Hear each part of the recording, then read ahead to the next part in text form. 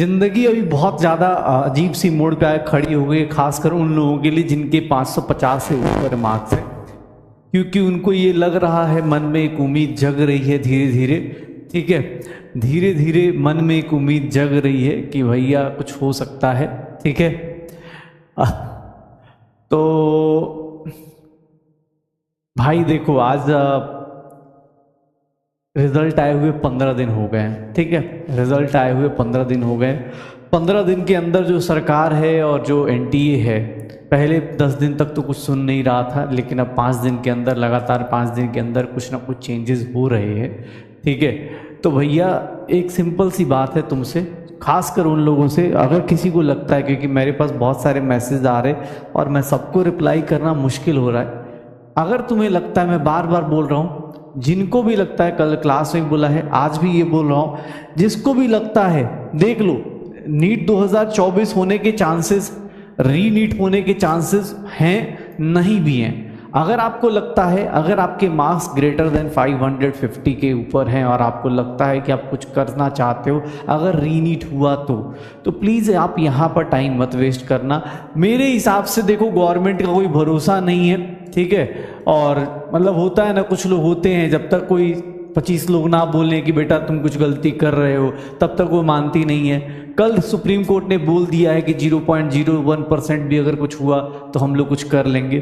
तो रीनेट के चांसेस, बोल सकते हैं कि प्रोबेबिलिटी, ये जो है ना, अपने पास प्रोबेबिलिटी की बात की जाए तो इसकी प्रोबेबिलिटी थोड़ी ज़्यादा है, लेकिन वो तभी होगा जब सुप्रीम कोर्ट वर्डिक्ट देगा, क्योंकि गवर्नमेंट को करना होता, हमारे एजुकेशन मिनिस्टर को करना होता, तो अभी तक कुछ ना कुछ स्टैंड ले चुके होते। रियलिटी ये है, तुम्हें ज़्यादा अच्छे से अभी गवर्नमेंट का आइडिया हो रहा होगा। अगर सुप्रीम कोर्ट ने बोला तभी होगा, अदरवाइज नहीं हो सकता। मुझे नहीं लगता गवर्नमेंट उस मूड में है कि वो इस तरह काम करें। ऑलरेडी बहुत सारे लोग उसमें, उनकी पार्टी के, किसी और पार्टी के लोग इन्वॉल्व हैं, बट जो भी है, चलो देखते।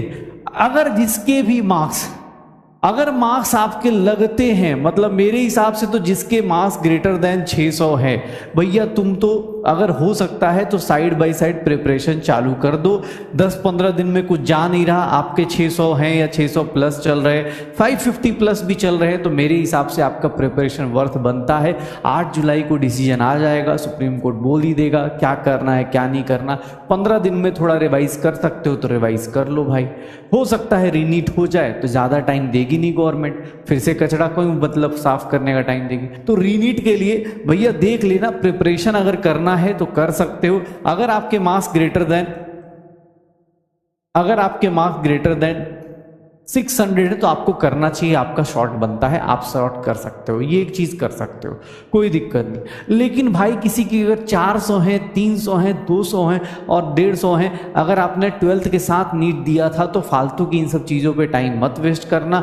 आपके लिए एक ही नीट है और अगले साल का नीट आपको पता है, नीट 2025 के लिए। ठीक है, नीट 2025 आपका टारगेट होना चाहिए। अगर आपका नीट 2024 में, अगर आपका नीट 2024 में अगर मार्क्स लेस देन 550 से कम है तो भैया फालतू का टाइम वेस्ट मत करो। अगर आपको लगता है कि 15 दिन में आप बहुत कुछ कर लोगे तो फिर आप ले लो, लेकिन अदरवाइज मेरे हिसाब से इन बच्चों को अब नीट 2025 की तरफ प्रिपरेशन करके स्टार्ट हो जाना चाहिए। ठीक है, 550 प्लस वाले लोग इधर जा सकते, उनके ऊपर है। मेरे हिसाब से अगर आपको वर्थ बनता है तो करो, अदरवाइज मुझे नहीं लगता। 8 जुलाई को पता चल जाएगा, लेकिन हाँ, कुछ कुछ प्रोबेबिलिटी बढ़ती जा रही है। रीजन की सुप्रीम कोर्ट थोड़ा सा गवर्नमेंट को लपेटने के मूड में।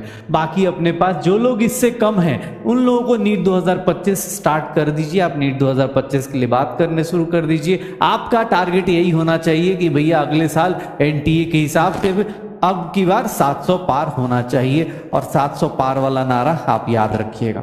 ठीक है, कि ये क्वेश्चन बहुत आ रहा है लोगों के मन में कि अब जैसे आज ही सुबह सुबह मेरी एक लड़की से बात हुई जिसके 650 नंबर है और उसकी रैंक पीछे फेंक दी गई है, तो फिर उसको यही बोलना पड़ रहा है कि पढ़ लो, कुछ हो सकता है, कहीं कुछ हो सकता है, पढ़ लो। 650 नंबर है तो आप वर्थ बनता है आपका, एक शॉट और दे सकते हो। आपने ऑलरेडी अच्छी प्रिपरेशन करी है, 10-15 दिन में रिवाइज करो, कहानी शुरू करो।